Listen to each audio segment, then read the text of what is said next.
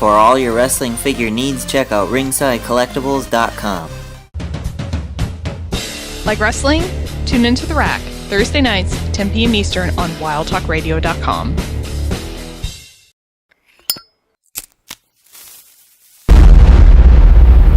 That's crispy.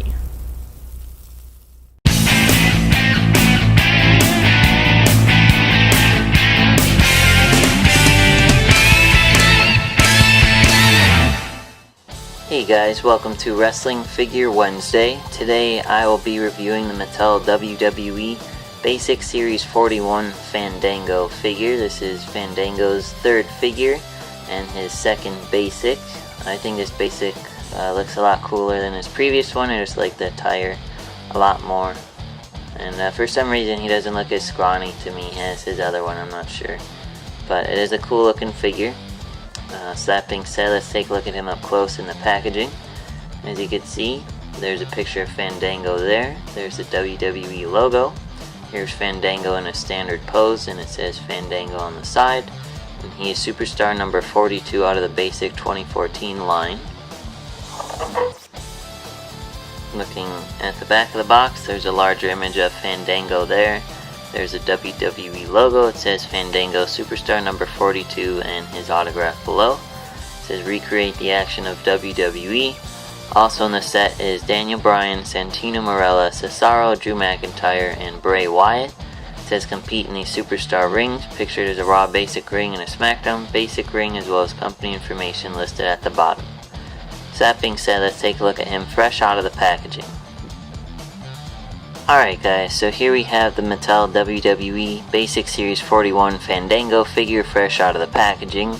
Overall, I'd say it's a really nice figure of Fandango, honestly. I think they did a really nice job on the attire, and I just like it a lot more than his other one. It just looks better in my opinion. I think this attire is a better choice than his other one. I don't know, it's just cooler, so I do recommend picking him up if you're able to find him. So that being said, let's take a look at him up close. As you can see, here's his latest head scan. Looks a little thin to me in the cheeks, but it still looks just like him in my opinion. This one has a thicker facial hair, and has his hair all slicked, and over his forehead, which is a cool little detail that they did that. You can see the detail in his hair. It's a ball jointed head that goes up and down as well as left and right.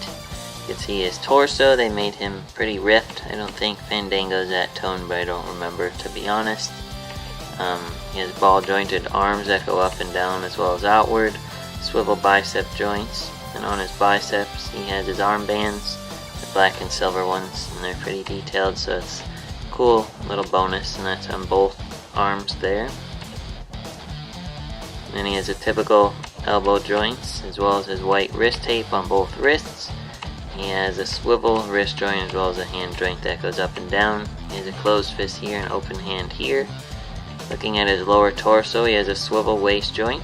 And then he has his blue pants with his silver and blue designs on it as well, and those go all the way around. So that's cool.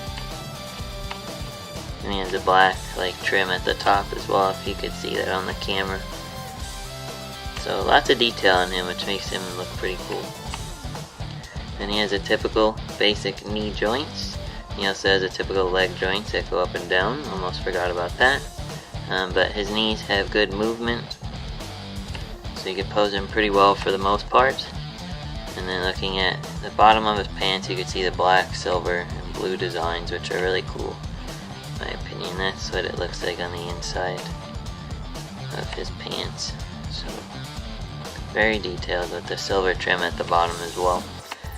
And then he has a typical ankle joints that go up and down, as well as a swivel boot joint, so you can pose him accordingly. So yeah, that's Fandango's latest figure. Highly recommend picking it up, whether you're a fan or not. I think it's one of his best figures so far, honestly. And yeah, thanks for watching. Be sure to like Wrestling Figure Wednesday on Facebook to suggest future reviews you'd like to see me do. And I will see you next week. Thanks.